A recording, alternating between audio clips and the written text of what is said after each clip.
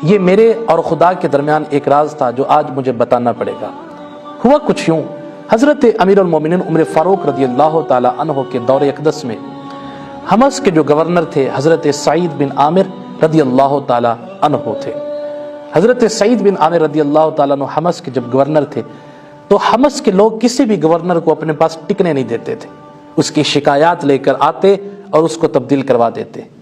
اسی طرح ایک وفد حضرت عمر فاروق کی بارگاہ میں حاضر ہوا، عرض کی حضور ہمارے گورنر جو ہیں وہ اپنی ڈیوٹی صحیح طرح سے انجام نہیں دے رہے، سخت کوتاہی کر رہے ہیں، آپ مہربانی فرمائیں اور ان کو بدل کر کوئی اور لے آئیں۔ حضرت عمر فاروق رضی اللہ تعالیٰ عنہ فرمانے لگے کہ میں کوئی ایسا شخص نہیں ہوں کہ کانوں کا کچا ہوں، کسی کی سنی اور فیصلہ کر دیا، آپ مجھے تفصیل بتاؤ۔ انہوں نے کہا کہ حضور پہلا ان کی کوتاہی تو یہ ہے کہ رات کو وہ ہمیشہ جب ہم انہیں آواز دیتے ہیں تو وہ آواز کا جواب نہیں دیتے۔ دوسری چیز، صبح وہ دن چڑھے اپنے گھر سے باہر تشریف لاتے ہیں۔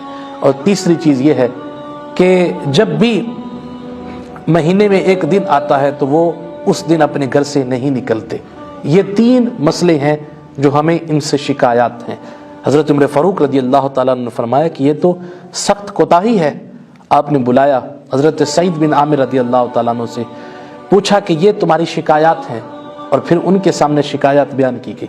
حضرت سعید بن عامر نے عرض کی حضور بات کچھ یوں ہے کہ جو میں رات کو ان کی باتوں کا جواب نہیں دیتا، میں نے دن کو اللہ تعالیٰ کی مخلوق کے لیے خاص کیا ہوا ہے، اور رات کو صرف میں اپنے اللہ کی عبادت کرتا ہوں، اس کے علاوہ میں کسی اور کی نہیں سنتا۔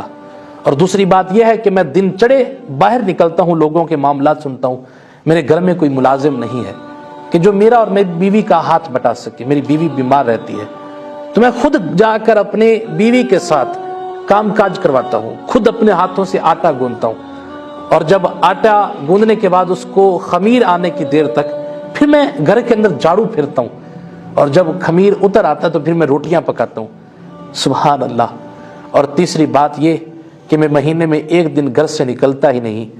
حضور بات کچھ یوں ہے کہ میرے پاس ایک ہی اون کا لباس ہے، اور اس کو میں پورا مہینہ پہنتا ہوں، اور جب پورے مہینے کے بعد وہ میلا ہو جاتا ہے تو میں اس کو اتار کے دھوتا ہوں، اور میں خود ایک چادر میں سمٹ کر بیٹھ جاتا ہوں اور انتظار کرتا ہوں کہ جب وہ سوکھ جائے گا تو میں پھر پہنوں گا۔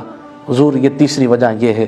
حضرت عمر فاروق رضی اللہ تعالیٰ عنہ نے جب یہ تینوں کا جواب سنا تو سجدہ شکر ادا کیا اور دعا کی کہ یا اللہ تیرا شکر ہے کہ تو نے مجھے حضرت سعید بن عامر جیسے ساتھی عطا فرمائے ہیں۔